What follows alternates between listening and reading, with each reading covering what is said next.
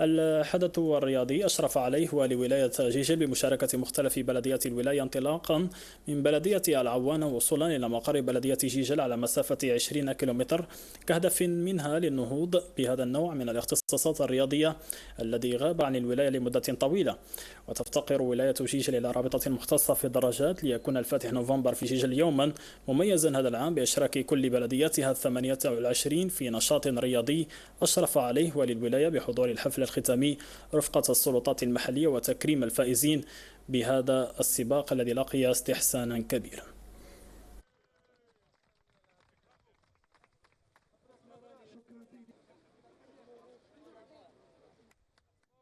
احتليت المرتبة الأولى في سباق الدراجات اليوم من انطلاقا من العوانة متجهين نحو ولاية جيجل. الحمد لله جبنا لا بريمير بلاص، عينا شوية. ماذا بينا ان شاء الله تزيد تعاود هذه لاكور شاك مو ان شاء الله. دخلت انا لدوزيام، كان السباق رائع، حرارة والريتم طالع. ماذا بينا يعاودوا لي كورس هذا ان شاء الله في جيجل باش نحييو الدراجة في جيجل ان شاء الله.